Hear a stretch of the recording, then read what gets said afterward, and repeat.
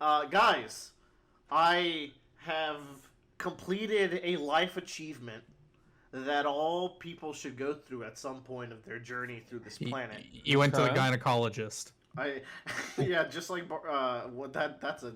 Can't You believe have that's to a go through Barbie. it. I can't believe that's a Barbie spoiler, but it is. The man butt doctor. I finished. Proctologist. I finished all of the big Yeah. three manga by finishing Bleach last week. That is an achievement. Yay! That is an achievement. There. Do y'all know how long Naruto and Bleach are by any chance? That's all 100 gamers for. 770 episodes. So Naruto 700 chapters. Read that as a teenager. Bleach is 650 or 500? Bleach is 686. Okay. So I was surprised. I thought Bleach was in the 500s. Nope, there's a lot of fucking Bleach out there. But Yeah. I'm really happy to report, actually, that the big three were called the big three for a reason, because Bleach is actually good. Ooh. Despite what that song that Tyler always sings says. Bleach is a terrible show. So, like, I came into it knowing a lot of spoilers because I was like, I'm never gonna read Bleach. So, like, and, like, I was doing One Piece and Naruto as Bleach was ending, and I had, like, my own corner, and I would look across the lake, and it was on fucking fire because everyone hated the last arc of Bleach as it was released weekly. So it's like, oh god, that looks bad for them. As I'm not having a great time with the Naruto final arc around the same time as well. So it's like, messy situation there. But yeah, like, the way I describe Bleach, and I think for one of you in particular, you'll immediately get the vibe. Bleach is mature, better explained Kingdom Hearts. That sounds cool. I see what you mean. It is a super vibey, like, emotions and growing up and maturity. Like, it's very thematic, very vibey.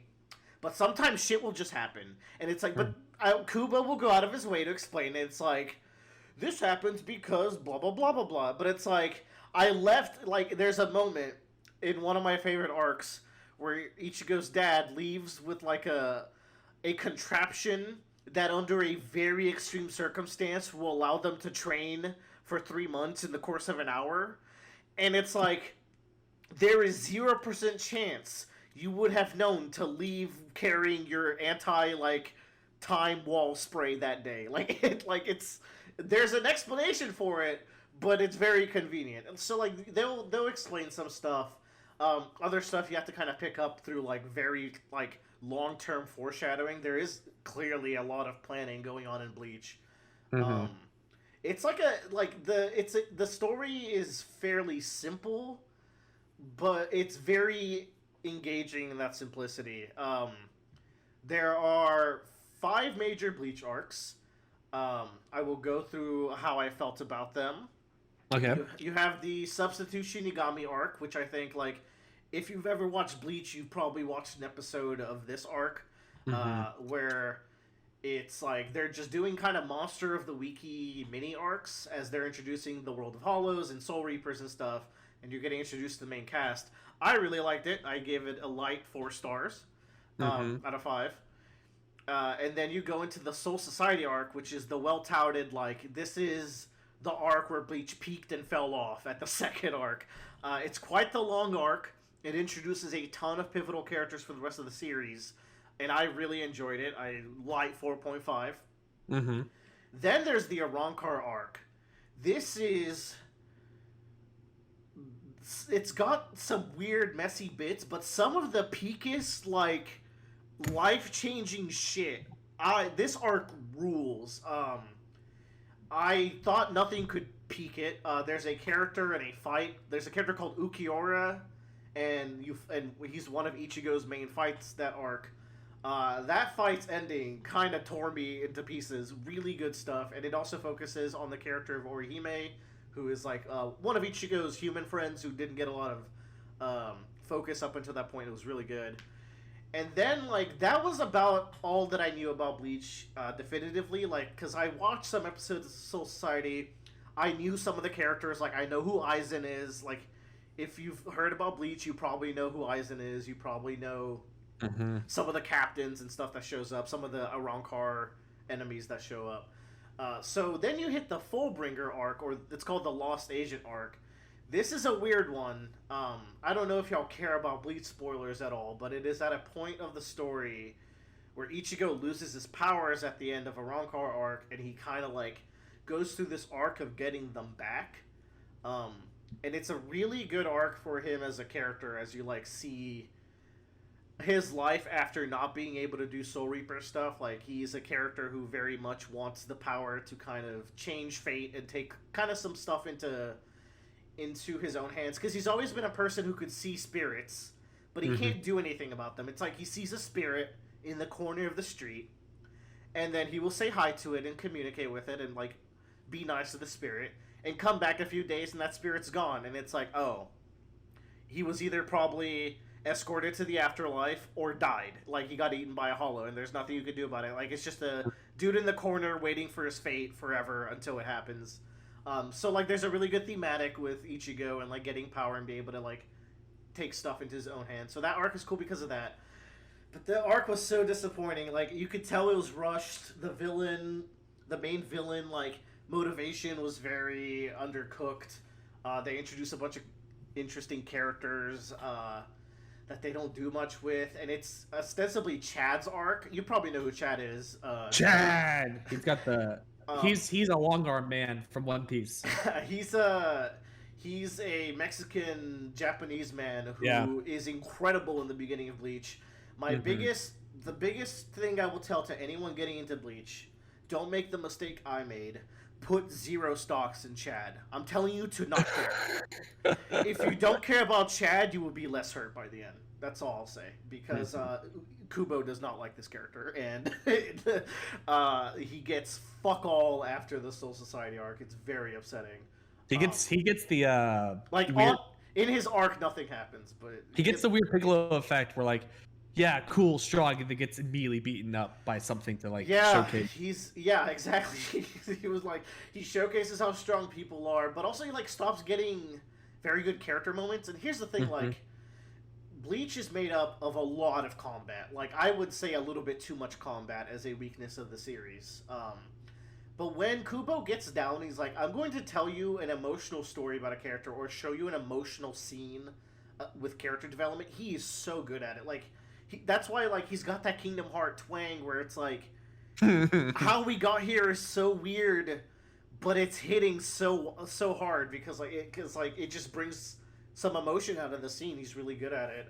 Also, his art is incredible. No one does black and white like Tite Kubo. Like, he's so good. He's a master of inking. Yes, for sure. It's 100%. And then you hit the final arc, which is currently finally getting its anime. So that was like a good inspiration to like get going with Bleach and finish it. It is called the 1,000-Year Blood War, which is one of the raddest arc names of all time. This arc was very hated weekly. I could tell just from the distance, like, people did not like this arc. It ended up, feel the flames. So if I give Soul Society a low, like a light 4.5, I would give a Rancor a high 4.5 for its peaks. I would give 1,000-Year Blood War the same rating as the Rancor arc. It's my favorite arc, surprisingly. I'm glad I came out enjoying it. It was really good. I got on Discord and like, I know like some people that like know Bleach, so they kind of filled me in on like what was going on around that time. And it seems like Kubo was getting rushed by Jump, and he was going through a lot of health issues. To where, like, the one weakness of the 1,000-Year Blood War arc is that, like, he has to wrap up those last few chapters quick, and you can tell. Because, like, some of the most interesting story bits kind of have to be blown past it. Which is why the anime is so interesting, because Tite Kubo is working heavily on the anime. He's basically redoing the arc in the way that is most optimal to him. He's trimming out some of the humor that he thinks isn't necessary anymore. He's adding scenes that he thinks are fleshing stuff out. So I will be trying to follow the anime as well to see what it was, but I still fully recommend, like, the manga version was my favorite arc. So all to say, really good series. Very much enjoyed it. I would still put One Piece and Naruto quite like a solid bit ahead of it. I've also been rereading Naruto, and y'all, Naruto is kind of built different. That first part, like the first half, It's not even a half. Like, it ends in chapter 300. Dude, when I was reading Naruto, I thought it was kind of the fucking shit, and I didn't read it. I didn't start reading it till college. Dude, it's better than... Yeah, that's the thing. It's better than you think it is. Even, like, on a reread, Naruto is going crazy hard right now. I'm almost done with part 1. I'm in the Sasuke retrieval. I do think, Bradley, I remember good stuff in post-time skip Naruto. I do also remember... Like, it's all good arcs, but the war arc is really messy, which is where, like, I think some of my negative feelings towards Naruto came. But, like, I'm really looking forward to this reread. Anyways, Bleach is very good. Too many fights. I will also say it has a problem of, like, it introduces all these cool characters in the Soul Society, and they're gonna, like, they're villains, and they're gonna become our allies. But we're only going to really give a lot of content to, like, 8 of them. And I get really annoyed when it's, like... Oh, we could do something with the other character. Nope. Time for the 7th Toshiro fight. That's the ice guy that Japan loves. Or the 8th Kenpachi fight, the eye patch guy. And it's like, can we, like, focus on one of the other side characters a little bit? They're pretty interesting. It's just a lot of love. And then Chad gets nothing. Renji basically replaces Chad as Ichigo's bro. I like Renji, but it's great. But my favorite characters... were probably, like, among, like, the popular ones. Rukia in the main group is my favorite of that bunch. And my favorite character overall, Joe, I don't know if you remember this, but there's a captain in the Soul Society arc that is, like, really lazy and sleepy, and he's got, like, a women's robe on top of him. And he's got, like, a straw hat. If I showed you a picture, you'd probably remember him from the time that you watched it. His name is That sounds familiar. Shunsui. He ends up being my favorite by the end, which is great, because growing up, I would look at Bleach, and I was like, 2 of those characters look so good, and they were both some of the best characters in the show, so I was happy that they lived up to the hype. So yeah, I am Big 3 certified. I got a certificate. It's like a 2-year college kind of certificate. It gets me new job opportunities now that I didn't have before, so... Yeah, really good stuff. I can't wait to become Big 3 certified in anime. You should watch the Bleach anime. You might like it. The music in the Bleach anime fucking goes. So here's the thing, Willer. Here's the thing. Okay, you ready for this? You ready for the thing? Plot twist. I got asked the other day, what's better, One Piece or Naruto? I said, I'll have to think about that. I gotta get back to you. I found it to be interesting that I was like, I've never been asked that. I feel like not too long ago it would have been Naruto easily for you. And here's the thing. I think that's good. I separated it into 2 different categories. I said Naruto has way better fighting than One Piece. Yeah. But One Piece has a way better story and way better characters. I will give you the story. I think Naruto characters are really good. But there's a gap. You sure about that? Yeah, like you like sure about dude, that? I was thinking Rock Lee is the most incredible character of all time in the name pre-time 10 characters in Naruto whose stories you cried about. Well, I don't cry in One Piece very much either, but Naruto is like S+ tier protagonist. I love him actually. Oh yeah, I'm just laughing because Will was talking about how great Rock Lee was. The reason I tried out Naruto in college is because my cousin was like, Bradley, there's a character in Naruto you would like, and his name is Rock Lee. And I was like, all right, let's see it. And then I tried it, and I was like, he was right. I bring up Rock Lee. Like, Rock Lee and Neji are so good in the pre-time skip. And then as I'm reading, and I'm like, oh my god, they get fucking nothing. And like, I felt this dread. Like, it's insane, the gap. And, like... We focus on other characters like Killer Bee and like Sai. I like Bee, but like Sai and Yamamoto or Yamato or whoever, like they're fine. They're not fucking Rock Lee and Neji. That's Neji gets the highest anime honor though. He does. Okay, but undeserved. Like that was the most unnecessary scene. We don't have to say what it is, but I know what you're talking about. It is so unnecessary. I'm looking at like a Naruto most favorite characters poll. At number 7. And I don't know what this is from. It's just like, oh yeah, these are our favorite Naruto characters on Gamer Rant, you know? Oh. I mean, it's got like hundreds of thousands of votes. Okay, it's at least people voted. Okay. Yeah, no, it's like well over like 2 million votes. Then the number 7 character is Sakumo Haruke, Kakashi's dad who only appears in fever dream Shut hallucinogenic the near-death fuck. experiences. Maybe he's in a spin-off manga. By the way, Kakashi is so good. Gaara, oh my, at least Gaara in the post-time skip is still good. He kept it. Oh, dude, no, Naruto's fucking great. I'm really excited to be rereading it too. Oh, big three. I'm I just. should reread Naruto. It's Joe. Remember when you started, then you just stopped out of nowhere? Like it's. Yeah, I forget why I stopped. I will say Naruto does like mature human emotions more than One Piece because One Piece is very fantastical. So Yeah. that's like where it really combats. I think One Piece has the better story, obviously the better world. Yeah, But yeah, it's, but that isn't to say Naruto isn't better in One Piece in yeah. ways. I was. This is a big reason why we need to redo our anime list because back then I had only gone through Naruto once. I was like, yeah, that's a B tier.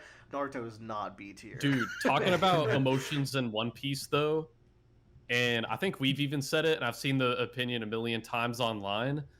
The way Oda draws people crying is just my favorite. Oda made me cry over a boat. Yeah. I recently saw like at the end of Dressrosa, Kairos like jumps like he hops away to like a corner. He's just like everyone, the whole city is crying like Lucy saved everyone, and there's this panel of like it's half the toy soldier face being emotionless because he can't, and then half Kairos face in the biggest manly cry, like snot coming out of his nose. I'm like, oh, that's just. It just doesn't get better than that. I love those crying faces so much. Peak fiction.